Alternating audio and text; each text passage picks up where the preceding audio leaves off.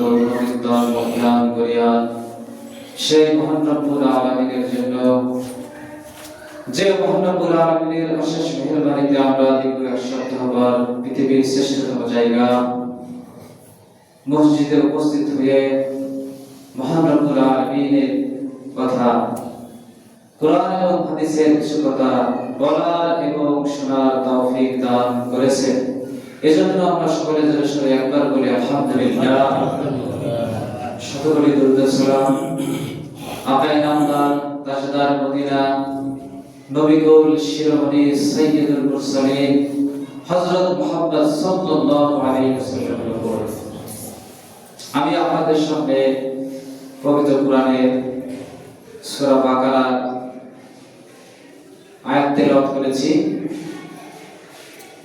ধৈর্য, এই আয়াতের ভিতরে একজন মুমিন হিসেবে নিজেকে মনে করতে গেলে, নিজেকে যদি আমি মুমিন দাবি করি, তাহলে আমার কোন পর্যায়ে ধৈর্য ধারণ করতে হবে এই বিষয় নিয়ে আলোচনা করব ইনশাআল্লাহ। আমরা জানি পৃথিবীতে যত নবী রাসূল আসছেন, প্রত্যেক নবী তারা যে তাওহীদের দাওয়াত দিয়েছেন, মানুষকে সঠিক পথে রাখার জন্য আল্লাহ রাব্বুল আলামিন আমাদের যুগে যুগে নবী এবং রাসূল পাঠিয়েছেন। তা প্রত্যেক নবী যখন তারা তাওহীদের দাওয়াত দিয়েছেন, একত্ববাদের দাওয়াত দিয়েছেন, তখন প্রত্যেক নবী ওই সমসাময়িকের লোকের দ্বারা নির্যাতিত হয়েছে, নানান রকম বিপদের মুখোমুখি হয়েছে। তা যত নবী রাসূল আসছেন না কেন, তার ভিতর সবথেকে কঠিন যে পরীক্ষায় অবতীর্ণ হতে হয়েছে, সেই নবীর নাম হচ্ছে হযরত ইব্রাহিম আলাইহিস সালাম। মানে ইব্রাহিম আলাইহিস সালামের উপর কঠিন কঠিন পরীক্ষা হয়েছিল, কিন্তু তিনি কিন্তু প্রত্যেকটা পরীক্ষায় উত্তীর্ণ হয়েছিলেন। এখন নবী রাসূলের জীবন থেকে আমাদের শিখতে হবে যে আমরা যদি আল্লাহকে এক বলে মানি, আমরা যদি আল্লাহর ভয়ে নামাজ পড়ি, আমরা যদি আল্লাহর ভয়তে মন্দ কাজ থেকে দূরে থাকি, আমরা যদি এটা বিশ্বাস করি, আমাদের মনের ভিতরে যদি এটাই থাকে, তাহলে আমাদেরকে ধৈর্য ধারণ করতে হবে। ধৈর্য ছাড়া আপনি নিজেকে মুমিন বলে দাবি করতে পারবেন না, আপনি মুমিন থাকতে পারবেন না। পৃথিবীর প্রতিটা কাজে, ভালো কাজ মন্দ কাজ থেকে বিরত থাকা, ভালো কাজ সম্পাদন করা, প্রত্যেকটা কাজে আপনার ধৈর্য লাগবে কি না? 5 ওয়াক্ত নামাজ পড়বেন, 5 ওয়াক্ত নামাজ আমরা আদায় করি। যে 5 ওয়াক্ত নামাজ আদায় করে না, ওর কাছে জিজ্ঞাসা করে নামাজ পড়ার কতটা কষ্টকর, সে কিন্তু ওইটা অনেক কঠিন। কিন্তু যে ব্যক্তি আস্তে আস্তে নামাজ আদায় করতে করতে একটা অভ্যাসে নিয়ে আসছে, আল্লাহর ভয়তে, আল্লাহকে ভয় পেয়ে, আল্লাহকে ভয় করে 5 ওয়াক্ত নামাজ সে আদায় করেছে দীর্ঘদিন, ওই ব্যক্তির কাছে কিন্তু আর কতটা কঠিন মনে হয় না। কারণ কি, সে আস্তে আস্তে ধৈর্য ধরতে ধরতে এই আমলটা করতে করতে একটা পর্যায়ে চলে আসছে। আপনি 5 ওয়াক্ত নামাজ পড়বেন, এই শীতকালে ঈশার সময় ওযু করা, সকালে নামাজের আগে ওযু করা, এটা কিন্তু যত সহজ কাজ না। ওই সময় ঘুম থেকে জাগতে ইচ্ছা করে না। এই যে শীতকালে সকালে ফজরের নামাজের আগে কারো কি আসলে জাগতে ইচ্ছা করে? আসলে না। আমরা আল্লাহকে ভয় করি, আল্লাহকে সন্তুষ্টি করার জন্যই আমরা এটা করি। সুতরাং ধৈর্য আমাদের কতটা দরকার দেখেন। এই জন্য আমরা রব্বুল আলামিন কোরআন বলছেন, ইয়া আইয়ুহাল্লাযীনা আমানুস্তাঈনু বিস-সাবরি ওয়াস-সালাহ। হে ঈমানদারগণ, তোমরা ধৈর্য এবং নামাজের মাধ্যমে আমার কাছে সাহায্য চাও। ধৈর্য এবং নামাজ। আপনি নামাজ পড়লেন না, শুধু ধৈর্য ধরলেন, তাহলে কি হবে? হবে না। নামাজ হলো মূল। 5 ওয়াক্ত নামাজ আপনি মুসলিম, যখনই আপনি মুসলিম হয়ে যাবেন, আপনি অমুসলিম ছিলেন কিন্তু লা ইলাহা ইল্লাল্লাহ এই কালিমা পাঠ করছেন, তখন থেকে ওই সময় থেকে আপনার উপর 5 ওয়াক্ত নামাজ ফরজ, 2 ওয়াক্ত না 3 ওয়াক্ত না। আমরা অনেকে বলি যে আমি হয় দিনে 3 ওয়াক্ত হয়, তাই না? এরকম বলে না? তো 3 ওয়াক্ত নামাজ সে পড়ে, 5 ওয়াক্ত পড়ে না, এটা তার কাছে তো যেমন তেমন বিষয়, এটা কোনো বিষয় না। কিন্তু আসলে সে যে কত বড় অন্যায় কাজ করতেছে, মানে সে যদি ওই সময় মারা যায় তাহলে তার ঠিকানা কোথায় হবে? মনে করেন আমি দিনে 5 ওয়াক্ত নামাজের জায়গা 3 ওয়াক্ত পড়লাম, 2 ওয়াক্ত পড়লাম না, আর না পড়লে আমার ধারণা যে ওইটা না পড়লেও হবে। এটা যদি আমরা মনে করি, তাহলে ওই ব্যক্তি যদি ওই হালাতে ওই অবস্থায় মৃত্যুবরণ করে, তাহলে ওই ব্যক্তি কি জান্নাতে যাবে না জাহান্নামে যাবে? তবে কি জাহান্নামে যাবে না। আল্লাহ যদি তার কোনো বিশেষ কোনো রহমত দিয়ে জান্নাতে দেয়, সেটা আল্লাহর বিষয়। কুরআন হাদিসের জানা মতে, কুরআন হাদিস পড়ে আমরা যা বুঝতে পারি, তাহলে ওই ব্যক্তি জাহান্নামে যাবে। তাহলে এরকম উদখুলু ফিস-সিলমি কাফা, তোমরা ইসলামে প্রবেশ করো পরিপূর্ণভাবে। অর্ধেক পালন করব, অর্ধেক করব না, এটা নয়।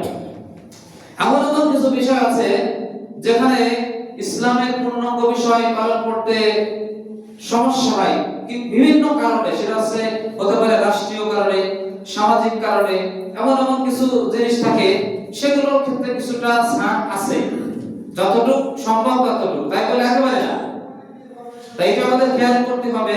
আমরা অজুহাত দেখাইয়ে শরীয়তের বিধিবিধান পালন করব না, এমন নয়। ইয়া আইয়ুহাল্লাযীনা আমানু বিস-সাবরি ওয়াস-সালাহ ইন্নাল্লাহা মা'আস-সাবিরিন, নিশ্চয়ই আল্লাহ রাব্বুল আলামিন ধৈর্যশীলদের সাথে আছেন। আল্লাহ কাদের সাথে আছেন? ধৈর্যশীলদের সাথে। আপনি নামাজ পড়লেন, আপনার সামনে অনেক বড় একটা সুযোগ আসলো, 1 কোটি টাকা সম্পদ, এই টাকাটা আপনার জন্য জায়েজ না। আপনি মনে করেন রাস্তায় ফেলা ফেলেন, এই টাকাটা যদি আপনি নেন, এই টাকাটা যদি আপনি নেন, কেউ দেখতে পারতেছে না, দেখলেন যে আশেপাশেও কেউ নাই, টাকাটা 1 কোটি টাকা, টাকাটা তো আমারও না, এই টাকাটা কিন্তু আমার না, কিন্তু এখন তো আমার হাতে। এই যে আপনার ইমানের পরীক্ষা, এখন আপনি এই টাকাটা চেষ্টা করবেন কি এই টাকার প্রকৃত মালিককে, তাকে ফেরত দিতে হবে। যে কোনো ভাবে হোক, আপনি থানায় যাবেন বা বিভিন্ন ভাবে হোক চেষ্টা করবেন। তা এইখানে আপনি যদি এই টাকাটা এইভাবে তার প্রকৃত মালিককে ফেরত দিতে পারেন, তাহলে এটা কি একটা ধৈর্য না? কি মনে করেন? এটা একটা ধৈর্য। তারপরে আপনি একটা ভালো কাজ করতেছেন, যাকাত ফরজ না? যাকাত কিন্তু ফরজ, অথচ বাংলাদেশের আনুমানিক প্রায় 80% মানুষই যাকাত দেয় না। যাকাত দেওয়ার যে নিয়ম, 8টা খাতের মানুষ যে যাকাত পাবে, সূরা তাওবার মধ্যে আল্লাহ বলেছেন, খাত উল্লেখ করে দিয়েছে না? ইন্নাস সাদাকাতু দিয়ে 8টা খাত আছে। ওই টাকাগুলো শুধুমাত্র ওই সমস্ত ব্যক্তি পাবে। এখন ওই যাকাতের টাকা যদি আমি মনে করলাম না দিলে তো আমার কমে যাবে, অথচ এটা কিন্তু ফরজ। ওই সম্পদ কিন্তু ওই মালিক কিন্তু প্রকৃত মালিক নয়, ওর মূল টাকার মালিক, কিন্তু যাকাতের যে টাকা ওটা আছে ওরা মালিক। এই যে আপনি যাকাতটা দিলেন, এটা আপনার ধৈর্য, আর আপনি দিলেন না, তার মানে কি আপনি ধৈর্য হয়। প্রত্যেকটা ক্ষেত্রে 80% মানুষও যদি যাকাত দিত বাংলাদেশে, তাহলে অনেক অসচ্ছল পরিবার আছে, গরিব পরিবার আছে, তারা কিন্তু ওই যে টাকা ভাগে পাতো তা দিয়ে ছোটখাটো কিছু একটা করতে পারতো, ছোটখাটো একটা ব্যবসা করতে পারতো। কিন্তু আমরা যাকাত দিই না।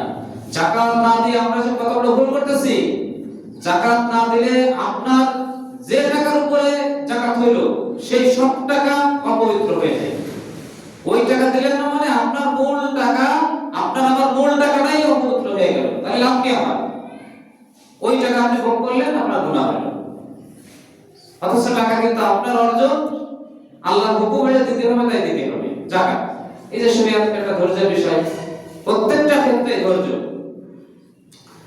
ওয়ালা তাকুলু লিমান ইউকতালু ফি সাবিলিল্লাহি আমওয়াত বাল আহইয়া ওয়ালাকিন লা তাশউরুন ওয়াস্তাঈনু বিস-সাবরি ওয়াস-সালাহ ওয়া ইন্নাহা লাকাবীরাতুন ইল্লা আলাল খাশিন। তোমরা ধৈর্য এবং নামাজের মাধ্যমে সাহায্য প্রার্থনা করো, যদিও এটা কঠিন কাজ। ওয়া ইন্নাহা লাকাবীরাতুন ইল্লা আলাল খাশিন, কিন্তু তাদের জন্য নয় যারা আল্লাহ রাব্বুল আলামিনকে ভয় করে, যারা আল্লাহ রাব্বুল আলামিনকে বিশ্বাস করে, তাদের জন্য ধৈর্য এবং নামাজের মাধ্যমে সাহায্য চাওয়াটা কি নয়, কঠিন নয়।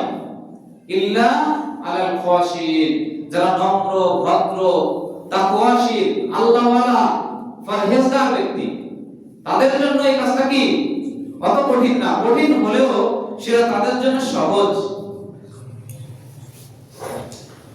তারপরে আল্লাহ বলেছেন ওয়ালানাবলুওয়ান্নাকুম বিশাইইন মিনাল খাউফি ওয়াল জু'i ওয়া নাকসিম মিনাল আমওয়ালি ওয়াল আনফুসি ওয়াস সামারাত ওয়া বাশশিরিস সাবিরিন। আল্লাহ রাব্বুল আলামিন বলতেছেন, আমি মানুষকে, আমি মুমিনকে অভাব, অনটন, ভয়, ভীতি, দারিদ্রতা, ক্ষুধা, ফল ফসলের ক্ষতি, এই সমস্ত জিনিস দিয়ে পরীক্ষা করব। কথাটা বলছে কিরা আল্লাহ রাব্বুল আলামিন।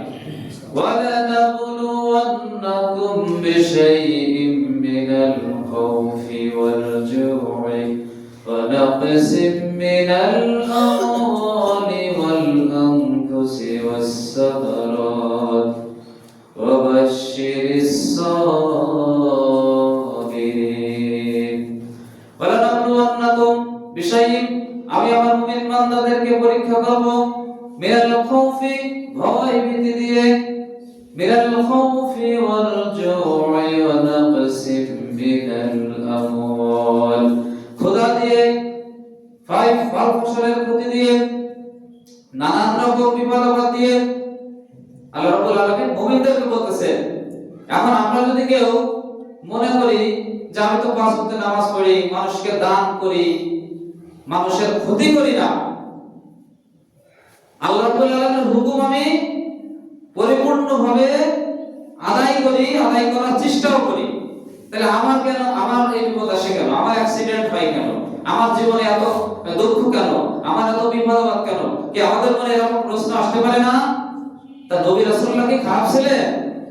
পৃথিবীর যারা ভালো ভালো মানুষ, সাহাবী, নবী, কেউ কি খারাপ ছিলেন? তারা তো সবাই ভালো মানুষ ছিলেন, আমাদের থেকে অনেক অনেক গুণ ভালো। তা তাদের জীবনে কি কষ্ট আসে নাই? তাদের জীবনে কষ্ট এসেছে, আমাদের জীবনেও কষ্ট আসবে যদি আমরা মুমিন বলে দাবি করি। ওটাকে মনে করা যাবে না আমার আল্লাহ মনে হয় আমার প্রতি অসন্তুষ্ট, এরকম মনে করা যাবে? আল্লাহ রাব্বুল আলামিন ভালো মানুষকে পরীক্ষা করে, খারাপ মানুষকে শাস্তি দেয়।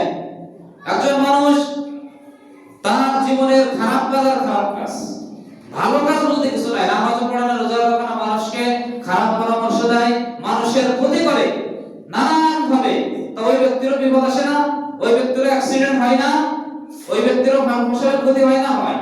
ওটা হচ্ছে শাস্তি, কারণ ও তো আল্লাহর পথে চলে না, ওর জন্য শাস্তি। কিন্তু মুমিনের জন্য ওটা হচ্ছে পরীক্ষা। আল্লাহ বলে দিয়েছে তো আমি পরীক্ষা করব। এটা তো এমন না যে একজন পীর সাহেব বলছে বা একজন ব্যক্তি বলছে, আল্লাহ বলছে যে আমি পরীক্ষা করব, আরে পরীক্ষা উত্তীর্ণ হতে হবে। ওয়ালানাবলুওয়ান্নাকুম বিশাইইন মিনাল খাউফি ওয়াল জু'i ওয়া নাকসিম মিনাল আমওয়ালি ওয়াল আনফুসি ওয়াস সামারাত ওয়া বাশশিরিস সাবিরিন। তারপর আল্লাহ কি বলতেছেন? হে নবী, আপনি যারা ধৈর্য ধারণ করবে আপনি তাদেরকে সুসংবাদ দিন। যারা ধৈর্য ধারণ করবে আপনি তাদের সুসংবাদ দিন। কাল কিয়ামতের ময়দানে ধৈর্যশীল মুসলিম, ধৈর্যশীল মুমিনদেরকে যখন প্রতিদান দেওয়া হবে, ধৈর্যশীল মুমিন, তখন যে সমস্ত মুমিনদেরকে পরীক্ষা কম করা হয়েছে, আসলে মানুষের জীবনে সবার পরীক্ষা কি এক? যার ঈমান যত মজবুত, যার যত বেশি তাকওয়া, আল্লাহর প্রতি বিশ্বাস হয়, ওই ব্যক্তির প্রতি আল্লাহ পরীক্ষাটা বেশি করে। কারণ আল্লাহ জানেন আমার এই বান্দারে কতটুকু পরীক্ষা করলে ও আমারে ছাড়বে না। এখন একজন দুর্বল ইমানের মানুষ, মুসলমান, দুর্বল ইমান, নামাজ পড়ে টুকরা পাপ করে, ওরে যদি বড় বিপদ দেয়, ও কিন্তু আল্লাহর পথ থেকে সরে আসার একটা সম্ভাবনা থাকে। এই জন্য আল্লাহ ওকে বড় পরীক্ষা দেয় না, বড় পরীক্ষা দিয়ে, বড় বিপদ আপদ দিয়ে পরীক্ষা করে না। যাকে যতটুকু বিপদ দেওয়া দরকার তাকে ততটুকু দেয়। আল্লাহ চায় না তার কোনো বান্দা যেন জাহান্নামে যায়। আল্লাহর এটা উদ্দেশ্য নয়। আল্লাহর উদ্দেশ্য আমার প্রত্যেকটা বান্দা জান্নাতে যায়। সে ভুল করেছে করুক, সে অন্যায় করেছে করুক, সে আমার ফিরে আসুক, আমার কাছে তওবা করুক, আমার কাছে তওবা করুক, আর যেন অন্যায় না করে। আমারও যদি হয় আমার তওবা করুক। কিন্তু মানুষের সাথে আমি যে অন্যায়টা করব, মানুষের হক নষ্ট করব, মানুষের সাথে খারাপ ব্যবহার করব, মানুষকে কটু কথা বলে কষ্ট দেব, এই মাপ কিন্তু ওই ব্যক্তির কাছে চাইতে হবে। ওই ব্যক্তির কাছে ক্ষমা চাই, আল্লাহর কাছে ক্ষমা চাই।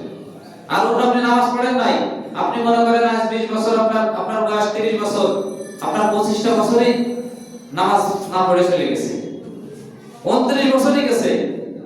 এখন আপনি আল্লাহর কাছে তওবা করবেন না, বুঝতে পারছেন না আমাকে এখন নামাজ পড়তে হবে, আমার তো মৃত্যু একদিন আমাকে ধরবে না। সূরা আল ইমরানের মধ্যে আল্লাহ রাব্বুল আলামিন বলেছেন, কুল্লু নাফসিন যায়িকাতুল মাউত ওয়া ইন্নামা তুওয়াফাউনা উজুরাকুম ইয়াওমাল কিয়ামাহ ফামান যুহজিহা আনিন নারি ওয়া উদখিলাল জান্নাহ ফাকাদ ফাযা ওয়া মাল হায়াতুদ দুনিয়া ইল্লা মাতাউল গুরুর। আল্লাহ বলেন প্রত্যেক প্রাণীকে মৃত্যুর স্বাদ গ্রহণ করতে হবে। ওয়া ইন্নামা তুওয়াফাউনা উজুরাকুম ইয়াওমাল কিয়ামাহ, কাল কিয়ামতের ময়দানে প্রত্যেকটা বান্দাকে তার প্রতিদান পরিপূর্ণভাবে দিয়ে দেওয়া হবে। দুনিয়া থেকে আপনাকে লাশ করাতে পারে, পাবেন 100 টাকা দিয়েছে 90 টাকা পার্টিশিয়াল করে, তাই না? এরকম হয় কিনা?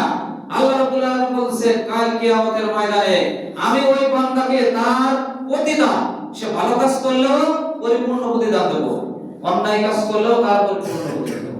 ওয়া ইন্নামা তুওয়াফাউনা উজুরাকুম ইয়াওমাল কিয়ামাহ ফামান যুহজিহা আনিন নারি ওয়া উদখিলাল জান্নাহ। ওই সময় ওই কিয়ামতের ময়দানে যে ব্যক্তি জাহান্নাম থেকে মুক্তি পেয়ে জান্নাতে প্রবেশ করবে, ফাকাদ ফাযা, সেই ব্যক্তি সফলকাম। ওয়া মাল হায়াতুদ দুনিয়া ইল্লা মাতাউল গুরুর। দুনিয়ার জীবন ছলনাময়, খেল তামাশা ছাড়া আর কিছু নয়। দুনিয়ার জীবন ছলনাময়, ভোগ বিলাসী ছাড়া আর কিছু নয়। আমি মনে করতেছি দুনিয়াতে আমি অন্যায় করে কারো সম্পদ ভক্ষণ করে কারো 5 বিঘা জমি আমার ক্ষমতার বলে দখল করে নিয়ে আমি মনে করি জিতে গেছি, কি আমরা তাই মনে করি না? যার যখন সময় সে যখন সেই ব্যবহার করে, যার শক্তি আছে সে দুর্বলের প্রতি অত্যাচার করে। বেশিরভাগ জায়গায়, শুধু রাষ্ট্রে না, পরিবারে, সমাজে, গ্রামে, সব জায়গায় যার যেভাবে সুযোগ পাচ্ছে, আপন ভাই জমি আপন ভাই বাপকে বুকাই বাগাই রেখে নিয়ে যাচ্ছে, বোনের সম্পদ দিচ্ছে না ভাইরা, বাপ মারা গেছে এখন আর ভাইরা বোনের সম্পদ দেয় না। সবাই কিন্তু না, বেশিরভাগ মানুষ তারা কিন্তু মুসলিম, কিন্তু তারা বলে যে আপনারা দিয়ে জানি আমরা দেবো কে, কিন্তু না, আপনি বড় ভুল করতেছেন।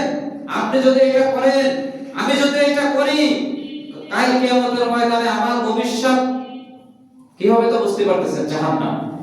কোনোভাবে পাই চুপাই বুঝে যাবেন, প্রয়োজনে তাকে একটু ভালোতা দিয়ে দিবেন, কিন্তু ওই তার মনে যদি কষ্ট থেকে যায়, আপনি ঠকাইছেন, না ঠকালে সমস্যা নাই, সে যাই ভাবুক, কিন্তু আপনার ভিতর থেকে যেন ওই না থাকে আমি মনে করি ঠকাইছি, আমি কম দিছি, এমন যেন না হয়। মনে রাখবেন এটাতে আমরা জিতবো না। আমরা যদি এরকম সম্পদ নিয়ে যাই, আমরা জিতা বলে না, হেরে গেলাম, মনে রাখবেন আপনি হেরে গেলেন। আরেকজনের সম্পদ আপনার নামে লিখে নিয়ে আপনি হেরে গেলেন, আপনি জিতলেন না, আপনি তার বুঝাই দিলেন মানে কি আল্লাহকে ভয় করলেন, এর প্রতিদান আপনাকে আল্লাহ দুনিয়াতেও দেবে, পরকালেও দেবে। ঠিক কি না? এটা কিন্তু আমাদের খেয়াল রাখতে হবে।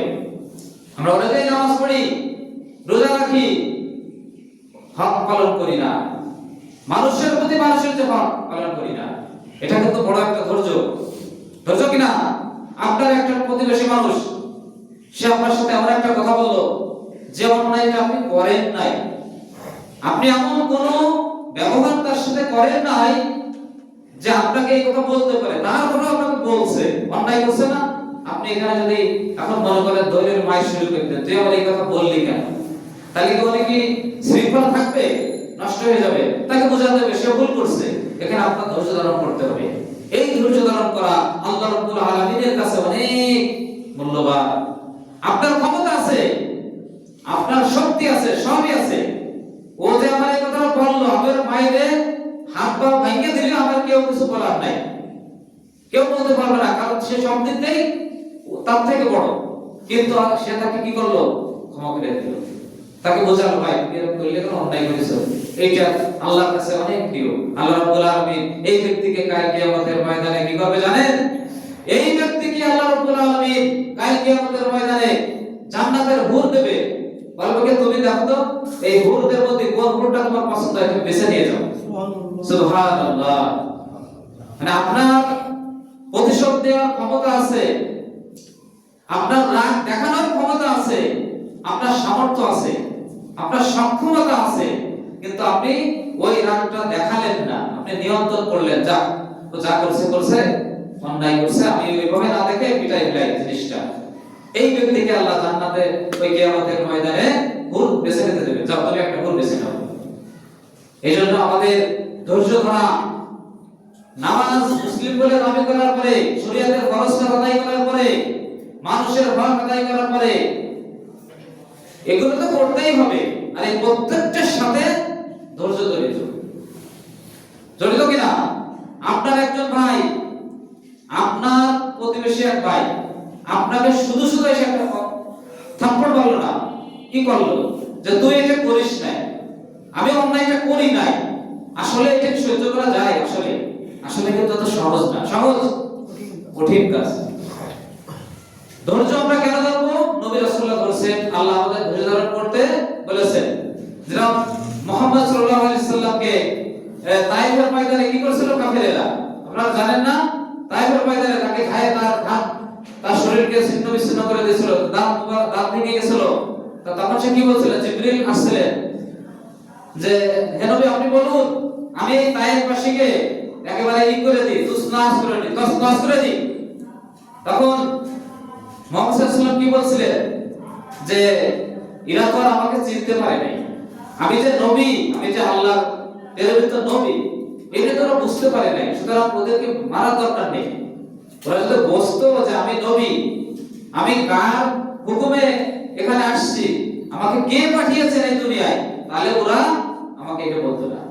দেখেন আপনার বাইরে সুরমার করে দিয়েছে, তা প্রতিশোধ নিতে চাচ্ছে, কিন্তু যাকে অত্যাচার করেছে সে কিন্তু কি প্রতিশোধ দিচ্ছে না।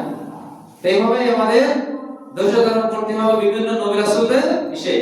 আর অবশ্যই সাবিরিন, তুমি ধৈর্য দিতে সুসংবাদ দাও। আল্লাযীনা ইযা আসাবাতহুম মুসিবা ক্বালু ইন্না লিল্লাহি ওয়া ইন্না ইলাইহি রাজিউন। আর যে সমস্ত যাদের কাছে বিপদ আসার পরে তারা বলে এই সমস্ত বিপদ আল্লাহ রাব্বুল আলামিনের কাছে, আল্লাহ রাব্বুল আলামিনের পক্ষ থেকে হয়েছে, আর আমাদেরকে আল্লাহর কাছে ফিরত যেতে হবে। আল্লাযীনা ইযা আসাবাতহুম মুসিবা, যারা বিপদের সময় বলে আল্লাযীনা ইযা আসাবাতহুম মুসিবা ক্বালু ইন্না লিল্লাহ, তারা বলে সবকিছু আল্লাহর জন্য, ওয়া ইন্না ইলাইহি রাজিউন, অথবা তার নিকটে আমাদের প্রত্যাবর্তন করতে হইবে। এই বিশ্বাস যার মনে আছে যে আল্লাহ আমাদেরকে পাঠাইছেন, বিপদ আপদ আল্লাহ দেয়, আবার তার নিকটে আমার ফিরত যেতে হবে, কারো মনের মধ্যে যদি দৃঢ়ভাবে এই বিশ্বাসটা থাকে, তা ওই ব্যক্তি কি আসলে অন্যায় করতে পারে? পারে না। আমরা বিশ্বাস করি হ্যাঁ আল্লাহ আছে, বলে যাবো, কি হবে না হবে পরেরটা পরে। আমাদের চিন্তাটা হচ্ছে কি পরেরটা পরে, পরে কি হবে ওটা বাদ, আগে দুনিয়ার মধ্যে চল না। মনে রাখবেন, প্রকৃত বুদ্ধিমান ওই ব্যক্তি যে ব্যক্তি আল্লাহকে ভয় করলো, আল্লাহকে ভয় করে অন্যায় কাজ থেকে বিরত থাকলো, ওই ব্যক্তি হচ্ছে প্রকৃত বুদ্ধিমান। আর প্রকৃত শক্তিশালী ওই ব্যক্তি নয় যে ব্যক্তি কুস্তিতে বিজয় লাভ করে। আমরা তো মনে করি যে কুস্তিতে বিজয় লাভ করা মানে কি আমার শরীরে অনেক শক্তি নাকি, কিন্তু রাসূল সাল্লাল্লাহু আলাইহি ওয়াসাল্লাম বলতেছেন আর ওই ব্যক্তি প্রকৃত শক্তিশালী নয় যে ব্যক্তি কুস্তিতে বিজয় লাভ করে, বরং প্রকৃত শক্তিশালী ওই ব্যক্তি যে ব্যক্তি তার রাগের সময় নিজেকে নিয়ন্ত্রণ করতে পারে। রেগে গেছে, কি করবে ঠিক পাচ্ছে না, কেউ একটা মানে বিপদ আপদ একটা অন্যায় করেছে, ওই সময় যদি নিজেকে কি করতে পারে, নিয়ন্ত্রণ করতে পারে, যা হয়েছে আস্তে আস্তে, ওই ব্যক্তি হচ্ছে প্রকৃত শক্তিশালী। যদিও কিন্তু পুরো শারীরিক কোনো শক্তি এখানে দেখায় না, দেখাইছে সে তার অন্তরের ধৈর্য দেখাইছে, তার ব্রেনের ধৈর্য দেখাইছে, এটাই প্রকৃত শক্তি। যাই হোক না কেন, আপনি আল্লাহ রাব্বুল আলামিনকে ভয় করে দুনিয়াতে যত ভালো কাজ করবেন, যত আল্লাহকে ভয় করে যত বেশি ভালো কাজ করবেন, আপনি তত বেশি মানসিকভাবে শান্তিতে থাকবেন। আপনার বিপদ আছে, বিপদের ভিতরে আপনি কবেন কি বলবেন, বলতে ইন্না লিল্লাহি ওয়া ইন্না ইলাইহি রাজিউন। অনেক বড় বিপদ, যে বিপদ একজন যার ঈমান কম তার কাছে আসলে সে কিন্তু উদ্বিগ্ন হয়ে যায়, কি করব, কোনটা থেকে কোনটা করব, এদিক থেকে টাকা লাগবে, এদিক থেকে সমস্যা, এদিক থেকে একজন অ্যাক্সিডেন্ট হয় না, এরকম এক সময় দেখবেন প্রায় মানুষের জীবনে এগুলো ঘটে। তা যখন যারা ঈমানদার মানুষ তারা মনে বলে কি তা থেকে এসে ও জেলে আছে, তার সমস্যা কি, জেল কি কবরের থেকে কঠিন জায়গা? একটা মানুষ যখন মনে করবে কবরের থেকে কি জেলখানা কঠিন, কবরের থেকে কি হাসপাতাল কঠিন, কবরের থেকে কি আমার এই জিনিসটা কঠিন, তখন আর দেখবেন আপনার ওই জিনিসটা সহজ হয়ে যাবে নাকি। আমাদের সেই পর্যায়ে যেতে হবে, ওই পর্যায়ে যেতে গেলে আমাদেরকে আমল করতে হবে বেশি বেশি। আমরা গল্প করব না, গল্প কম করব। এই ধৈর্যের আলোচনা অনেক বেশি, এই ধৈর্যের আলোচনা আল্লাহ রাব্বুল আলামিন কোরআনে অনেক করেছে, অনেক আয়াতে এদের পুরস্কার দিয়েছে যে উলাইকা আলাইহিম সালাওয়াতুম মির রাব্বিহিম ওয়া রাহমা উলাইকা হুমুল মুহতাদুন। এই যারা ধৈর্য ধারণ করে এই সমস্ত ব্যক্তির আল্লাহ রাব্বুল আলামিনের পক্ষ থেকে কি থাকে, শান্তি থাকে এবং তাদের উপর রহমত থাকে, এবং ওরাই হচ্ছে হেদায়েত প্রাপ্ত মুহতাদি, তারা হচ্ছে কি প্রকৃত হেদায়েত প্রাপ্ত। কাল কিয়ামতের ময়দানে জান্নাত জাহান্নামের অধিবাসীরা তো বিচার করে হয়ে যাবে, তখন জান্নাতীরা জাহান্নামীদের কাছে যাবে, জান্নাত যায় জিজ্ঞাসা করবে যে তুমি তো আমার প্রতিবেশী ছিলে, তুমি তো আমার আত্মীয় ছিলে, তা আমি তো জান্নাতে আসছি, তুমি জাহান্নামে কেন? জানেন তো এই ঘটনা, সূরা মুদাসসিরের মধ্যে আল্লাহ বলতেছে মা সালাকাকুম ফি সাকার, তুমি জাহান্নামে আসছো কেন? ক্বালু লাম নাকু মিনাল মুসাল্লিন ওয়া লাম নাকু নুত'ইমুল মিসকিন ওয়া কুন্না নাখুযু মা'আল খায়িদিন। জাহান্নামীরা তখন বলবে যে আমি নামাজ আদায় করতাম না, আমরা নামাজ আদায় করতাম না, আমরা অভাব মানুষকে খেতে দিতাম না, আমরা মানুষের গীবত করতাম। অনেক মানুষ আছে যারা মাদ্রাসা মসজিদে আবার অনেক দামি দামি জিনিসও বানায় যে, অথচ প্রতিবেশী একজন মুসলিম, মুসলিম হওয়া লাগবে না, অমুসলিমও যদি হয় আপনার প্রতিবেশী, সে যদি অভাবগ্রস্ত অবস্থায় থাকে, সে তিন বেলা খাইতেই পারতেছে না, তিন বেলা খাওয়ার সক্ষমতা তার নেই, অথচ আপনি খাবার খাচ্ছেন, উন্নত মানের দামি দামি খাবার খাচ্ছেন, তার দিকে খেয়াল করতেছেন না, আপনার অন্তরে কষ্ট লাগতেছে না যে আমার মুসলিম ভাই, আমার একজন প্রতিবেশী মানুষ সে না খেয়ে রয়েছে। এইগুলো আয়াতে কি বুঝলেন? যদি এরকম আমরা করে থাকি, এরকম অভাবনাটন অভাবগ্রস্ত না খেয়ে রয়েছে, আমি খেয়ে রয়েছি, তাদেরকে খাওয়াচ্ছি না, তাহলে আমার ঠিকানা কোথায়? জাহান্নাম। মা সালাকাকুম ফি সাকার ক্বালু লাম নাকু মিনাল মুসাল্লিন ওয়া লাম নাকু নুতি'উল মিসকিন ওয়া কুননা নাফুযু মা'আল ফাইজিন। আর আমরা কি করতাম? মানুষের গীবাত করতাম। কি গীবাত? চা দোকানে বসে আছি, বসে বসে চা খাচ্ছি, 1 ঘন্টা, আধা ঘন্টা, 2 ঘন্টা ধরে অনেক গীবাত, বসে এই লোকটা এই সেই এই কাজ করে, এটা করে, সুদ খায়, এই করে, তা করে। একটা ভালো মানুষের তারা গীবাত করে। একটা ভালো মানুষ সে 95% ভালো কাজ করে, 5% ভুল কাজ করে, তার গীবাত করে করে বলে কিভাবে একটু খারাপ বানায়, করে কিনা? এটা অনেক বড় খারাপ গীবাত। এই ভাবে সময় নষ্ট করা যাবে না। আবার অনেক সময় গীবাত করা হচ্ছে না, কিন্তু এমন অবান্তর গল্প, অবান্তর কথাবার্তা বলে সময় নষ্ট করতেছে, যেটা আসলে বলা একজন মুমিনের ঠিক না। একজন মুমিনের চেতনায় থাকবে সবসময়, আমি আল্লাহ আমাকে দেখতেছি, আমি কি করতেছি, আমি কি বলতেছি, আমার চিন্তায় কি আছে, আমি কোন চিন্তা করতেছি। ওইসব কি হলে মানুষ 1-2 ঘন্টা ধরে গল্প করে হাসাহাসি করতে পারে না, পারে না। আপনি আপনার সময়টুকু কাজে ব্যয় করেন, আপনি সম্পদ বানান, আপনি ইনকাম করেন। ইনকাম করতে তো উৎসাহিত করা হয়েছে। আল্লাহ বলেন তুমি ইনকাম করো, নিজে খাও, মানুষকে খাওয়াও, উপকার করো। আর আপনি বসে বসে গল্প করতেছেন, আপনি চিন্তা করতেছেন আমার তো 3 বেলা খাওয়ার আছে, হবে? গল্প করলে হবে না। তাহলে কিন্তু আমাদের ঠিকানা ওটাই হবে। আমরা কেউ যেন এরকম না হয়, কেউ যেন এরকম না করি। দেখেন ইব্রাহিম আলাইহিস সালামের সন্তান হচ্ছিল না, আমরা সবাই জানি। 86 বছর বয়সে যায় রব্বি হাবলি মিনাস সালিহিন, আল্লাহর কাছে চাইল, আল্লাহ তুমি একটা সৎ নেককার সন্তান দাও, নেককার সন্তান দাও। বলতে বলতে বলতে 86 বছর বয়সে ফাবাশশারনাহু ফি গুলামিন হালিম, আল্লাহ একটা সহনশীল বান্দার সুসংবাদ দিলেন। সন্তানটা হলো। সন্তান হওয়ার পরে যখন বাচ্চাটা একটু দৌড়াদৌড়ি করার মতো আছে না, বাচ্চারা একটু 6-7 বছর হলে বা 7-8 বছর হলে একটু দৌড়াদৌড়ি করতে পারে, বা যদি বলে যে আমার ওই জিনিসটা ধরে দাও, ধরে দিতে পারে। এমন একটা বয়সে উপনীত হলেন, তখন তার কি সংবাদ আসলো? ইব্রাহিম, তোমার সন্তানকে কুরবানি দিতে হবে। এই মুহূর্তে কত বড় কঠিন পরীক্ষা দেখেন, যে একটা সন্তান হলো, সেই বয়সে যায়, বৃদ্ধ বয়সে, তারপরেও কি করতে হবে? এখন বলে এই সন্তান আমার কবর দিতে হবে, এই কুরবানি করতে হবে। তাকে সে কি ব্যর্থ হয়েছিলেন? পরীক্ষায় কি ফেল করেছেন? না, এই পরীক্ষায় তিনি উত্তীর্ণ হয়েছে। তারপরে তার আগে একটা বিষয় আছে, যখন বাচ্চা ছোট ছিলেন তখন তাকে ওই সেই মক্কার পাশে রেখে আসলেন, ওই ছোট বাচ্চা সহ স্ত্রী। আসলে কি চাই কেউ নিতে ভালো লাগে? এক নির্জন জায়গা, খাবার নাই, আমার নাই, কিছু নাই, একা একা সেখানেও রেখে আসলেন। হুকুম কার? আল্লাহ। কিছু করার নেই, জানে, সে বুঝতেছে আল্লাহ রাব্বুল আলামিন এটা দেখবে, কিন্তু তারপর মনের মধ্যে কিন্তু একটু খারাপ লাগে কিনা? এরা কঠিন কঠিন পরীক্ষায় ইব্রাহিম আলাইহিস সালাম উত্তীর্ণ হয়েছেন।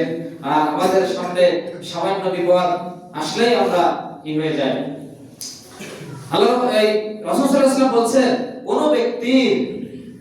কোন ব্যক্তির দুনিয়াতে যদি এমন কোন জিনিস আল্লাহ উঠিয়ে নেয়, এমন কোন প্রিয় ব্যক্তি, হতে পারে তার স্ত্রী, তার স্বামী, তার সন্তান, তার বাবা, উঠিয়ে নেয়, মানে কি তাকে আল্লাহ দুনিয়া থেকে নিয়ে যায়, তা ওই ব্যক্তি যদি ধৈর্য ধারণ করে, তাহলে কাল কিয়ামতের ময়দানে ওই ব্যক্তির ঠিকানা একমাত্র জান্নাত।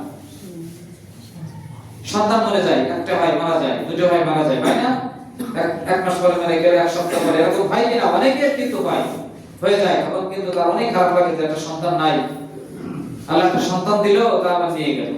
তো ওই মুহূর্তে আমি যদি আল্লাহর প্রতি রাগ করে, না তাহলে আর নামাজ পড়বো না, আর ভালো কাজ করে লাভ কি, আল্লাহ তো কিছুই দিল না, তাই কি বলা যাবে? এই কথা বলার সুযোগ আমাদের নাই। আমরা যদি ওই কথা বলি, তাহলে আমরা আর হবে না। আমাদের কথা মনে রাখতে হবে ওইটা, কুল্লু নাফসিন যায়িকাতুল মাউত, কুল্লু নাফসিন যায়িকাতুল মাউত, প্রত্যেক প্রাণী মৃত্যু স্বাদ গ্রহণ করবে। ওয়া ইন্নামা তুআফাউনা উজুরাকুম ইয়াওমাল কিয়ামাহ ফামান যুহজিহা আনিন নার ওয়া উদখিলাল জান্নাহ ফাকাদ ফাজ ওয়াল হায়াতুদ দুনিয়া ইল্লা মাতাউল গুরুর। জান্নাতের আমরা যে ধৈর্য ধারণ করব, কি জন্য করব? পরকালে আমরা আল্লাহর ভয় পেয়ে, আল্লাহকে ভয় করে করব, তার বিনিময়ে আল্লাহ আমাদেরকে পরকালে জান্নাত দিবেন। তাই জান্নাত সম্পর্কে একটা হাদিস বলি। আন আবি হুরায়রা রাদিয়াল্লাহু আনহু আন্না রাসূলুল্লাহ সাল্লাল্লাহু আলাইহি ওয়াসাল্লাম ক্বালা ক্বালা আল্লাহু তাআলা আ'দাতু লিইবাদি as-সালিহিন মা লা আইনুন রাআত ওয়ালা উযুনুন সামিআত ওয়ালা খাতারা আলা কলবি বাশার।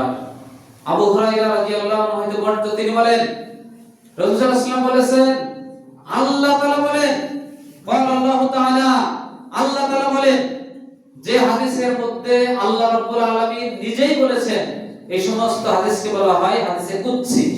হাদিসে কুদসি। তারপর আল্লাহ তাআলা, আল্লাহ তাআলা বলেন, আ'দাতু লিইবাদি as-সালিহিন, আমি আমার বান্দাদের জন্য এমন জান্নাত তৈরি করে রেখেছি, মা লা আইনুন রাআত, মা লা আইনুন রাআত, যা আমাদের চক্ষু দুনিয়ার জীবনে কখনো দেখে নাই, ওয়ালা উযুনুন সামিআত, যা আমাদের কর্ণ দুনিয়ার জীবনে শুনতে পারবে না, ওয়ালা খাতারা আলা কলবি বাশার, আমাদের অন্তর কল্পনাই করতে পারবে না।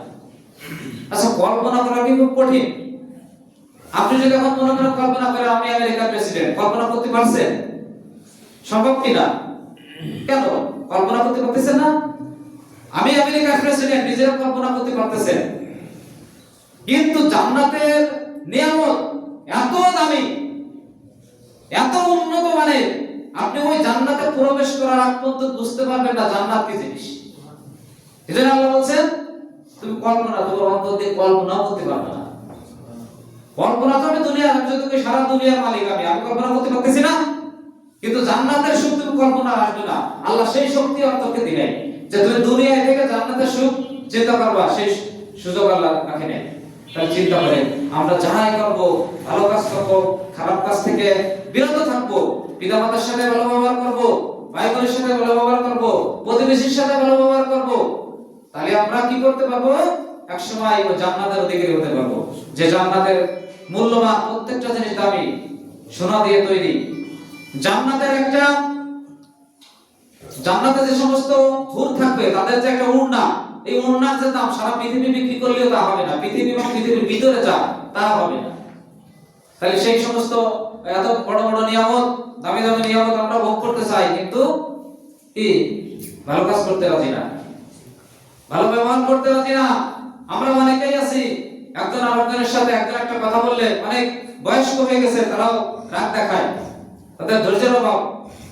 একটা মানুষ, ছোট মানুষ ভুল করছে, তাকে দামড়ি মারে, এই করে তা করে, সে এমন কোনো ভুল করে নাই, তাকে এই করে, অনেক বেশি কথা বলে। কিন্তু এটা তো ঠিক না। ভালো আচরণ, ভালো আচরণ অনেক মূল্যবান। ভালো আচরণ আল্লাহ রাব্বুল আলামিনের আরশের সাথে ঝুলানো থাকে। একটা মানুষের ভালো আচরণ, ভালো আচরণটা আল্লাহ রাব্বুল আলামিনের আরশের সাথে ঝুলানো আছে, এটা আমাদের ঠিক করতে হবে। এই ভালো আচরণ, ধৈর্য, যা কিছুই আমরা করব, আমাদের মূল উদ্দেশ্য আল্লাহকে খুশি করে জান্নাতে যাওয়া। এমন যদি হতো না আমি এই সমস্ত করার কারণে আমার কোনো প্রতিদান নাই, তাহলে আমরা করতাম না। কি করতাম? দুনিয়াতে যেভাবে চলি, যার মতো চলি, ওর পরকাল তো নাই। দুনিয়ায় আমি যদি ক্ষমতা দেখাই, একটু ভালো থাকতে পারি, থাকতাম, তখন হিসাব থাকতো আলাদা। কিন্তু আসলে তো বিষয়টা তা না। আমার আল্লাহকে ভয় করে কাল কিয়ামতের ময়দানে আমার যাতে আমি জাহান্নামে না যাই, এজন্য আমরা সবাই কি করব? ভালো থাকার চেষ্টা করব ইনশাআল্লাহ। আল্লাহ রাব্বুল আলামিন মুমিন মানুষদেরকে বেশি বেশি পরীক্ষা করে, আমরা পরীক্ষায় কেউ ফেল করব না। আমরা সবাই চেষ্টা করব যাতে আমরা পরীক্ষায় পাস করি।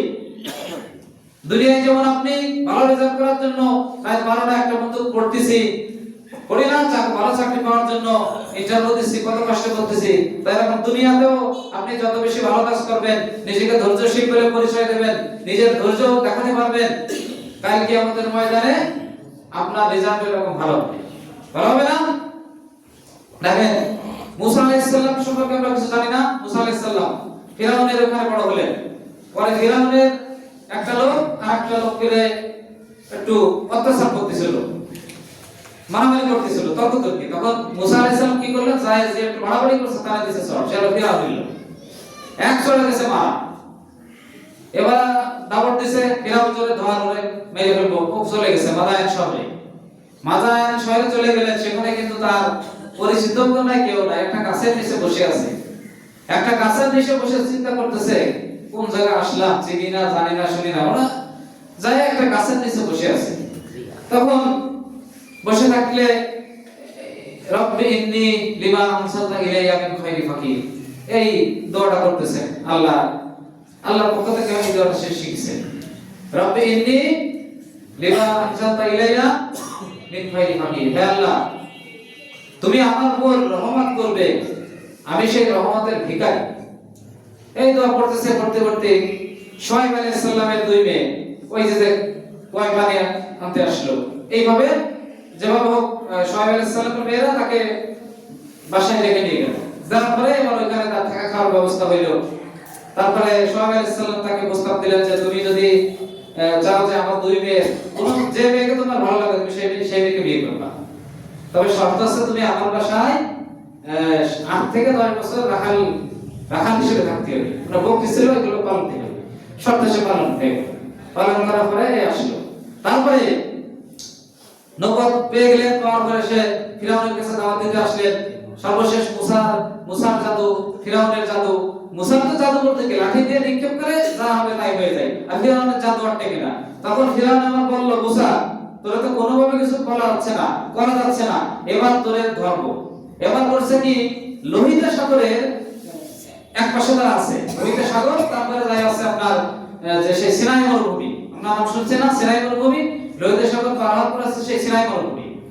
তা লোহিত সাগরের ওই পাশে তখন ওইটা এলাকা ছিল মিশরের এলাকা। তখন 3 পাশে তাপ আছে, এই পাশে এই পাশে এই পাশে। ওরাও ধরে আসছে, ওরাও বুঝতে পারে না সামনে যে লোহিত সাগর। পরে আসছে, আসার পরে এবার মুসার যে সঙ্গী তারা কি বললো, মুসার সঙ্গীরা কি বললো, মুসা আজকে আমরা ধরা খাইছি, আজকে আর 3 দিক দিয়ে ওরা কোন দিক দিয়ে পালাবো, আবার এই দিক দিয়ে সাগর হয়ে যাবো। তখন মুসা কি বলছিলেন, কাল্লা ইন্না মাইয়া রাব্বি সায়াহদিন, কোরআনের আয়াত, কাল্লা ইন্না মাইয়া রাব্বি সায়াহদিন, কখনো নাই, অবশ্যই আমার প্রতিপালক আমার সাথে আছে, অবশ্যই তিনি আমাদেরকে পথ দেখাবেন। দেখেন সাগরের সামনে সাগর, পিছনে তো অস্ত্র নিয়ে বাহিনী, তার বিশ্বাস আছে যে আল্লাহ কোনো না কোনো ভাবে পথ আমাকে দেখাবে। তারপর আমরা জানি যে মুসা কি করলেন, আল্লাহ তো বললেন লাঠি দিয়ে দাও, 12টা রাস্তা হয়ে গেল। ওই লোহিত সাগরে 12টা রাস্তা হয়ে গেল। 12টা রাস্তা কেন হলো? ইয়াকুব আলাইহিস সালামের সন্তান ছিল কয়টা? 12টা। 2 জন স্ত্রী ছিল, একজন স্ত্রীর গর্ভে ছিল 10 জন সন্তান, আর 2 জন ছিল আরেকজনের ঘরে, ইউসুফ এবং বেনিয়ামিন। 12 সন্তান, 12টা গোত্র হয়ে গেছিল, এইজন্যই 12টা রাস্তা আল্লাহ করে দিলেন। তারপর ওপাশে যে 12টা ঝর্ণা বানিয়ে দিলেন। তাহলে দেখেন এই ঘটনা বলার পিছনে আমার যে উদ্দেশ্য সেটা হচ্ছে ধৈর্য। আমরা বিপদে আপদে প্রত্যেকটা ক্ষেত্রে আমরা ধৈর্য ধারণ করব। টাইম কি আছে? সামনে আছে, সামনে। ধৈর্য আসলে মানে আমাদের, এখন আর বাড়াতে চাচ্ছি না, একটা গল্প হয়ে গেছে। সবচেয়ে বড় কথা হচ্ছে আপনারা জীবনে শুধু ওয়াজ শুনলেন, কোনো লাভ নাই যদি আপনি নিজের জীবনে বাস্তবায়ন না করতে পারেন। ওয়াজ খুব বেশি শোনা লাগে না, কিন্তু আপনার নিজেকে পরিবর্তন করার জন্য আল্লাহর কাছে প্রার্থনা করবেন যে আল্লাহ আমি তোমার কাছে হিদায়াত চাই। কি চাই? হিদায়াত চাই। আপনি যখন চাইবেন, দীর্ঘদিন ধরে চাইতে থাকবেন, দেখবেন একসময় আল্লাহ আপনাকে সঠিক পথ দেবে। যে একটা বিষয় থাকে যে আমাদের দেশে তো বিভিন্ন ইসলামী দল আছে, তার না এরকম একটা প্রশ্ন জাগে না, কিন্তু আমরা যেটা সঠিক সেটাই আমরা বেছে আমরা চলার চেষ্টা করবো, অবশ্যই চলবো। তারপরে আমরা কি করব? আল্লাহর কাছে প্রার্থনা করব, আল্লাহ আমি তো তোমাকে সন্তুষ্ট করার জন্য ইবাদত করি, নামাজ পড়ি, রোজা রাখি, একমাত্র তোমাকে ভয় করি, একমাত্র তোমাকে সন্তুষ্ট করার জন্য আমি তোমার ইবাদত করি। তাহলে যে দলের সাথে থাকলে তুমি আমার প্রতি পরিপূর্ণ সন্তুষ্ট হবে, আমাকে সেই দলের সাথে রেখো। এই প্রার্থনা করতে হবে। বলা যাবে না যে আমার দলে 100% ঠিক বা আমি ছাড়া আর কেউ নাই, এরকম বলা কিন্তু যাবে না। আল্লাহর কাছে আপনি চাবেন, আপনি দেখে শুনে একটা দলের সাথে থাকবে এবং অন্য দলকে ঘৃণা করার দরকার নেই। সে তো মানুষ, সে ভুল করলে তার বিচার আল্লাহ করবে। তারপরে আল্লাহর কাছে হিদায়াত চাবেন, দেখবেন আল্লাহ আপনাকে সঠিকটাই দেয়। কারণ কি, আপনি সঠিকটা আল্লাহর কাছে চেয়েছেন, আপনি গোলামি করেন নাই যে আমার দলকে আমি টিকে রাখবো, আমার দলকে আমি বড় করব। এই মন আপনার না, আপনার মন আছে কি আল্লাহকে ভয় করা, তখন আল্লাহ আপনাকে সঠিকটা দেবে। কি বুঝতে পারছেন? নিয়াত, আপনার নিয়াত যখন শুদ্ধ হয়ে যাবে তখন দেখবেন আপনার সব কিছু ঠিক হয়ে যাচ্ছে। আর যখন আপনি নিজের ভিতরে ঝামেলা, নামাজ পড়তেছেন নিজের ভিতরে ঝামেলা আছে না, কিন্তু মূল আপনি ঠিক না, আপনার মূল অন্তর বিচার নাই, বিচার যাই হোক না কেন আপনি আল্লাহকে ভয় করে করবেন, আল্লাহ রাব্বুল আলামিন আপনাকে প্রতিদান দেবে। মানুষ আপনাকে ঠকাতে পারে, মানুষ আপনার ক্ষতি করতে পারে, আল্লাহ রাব্বুল আলামিন আপনার সাথে অন্যায় করবে না। কথা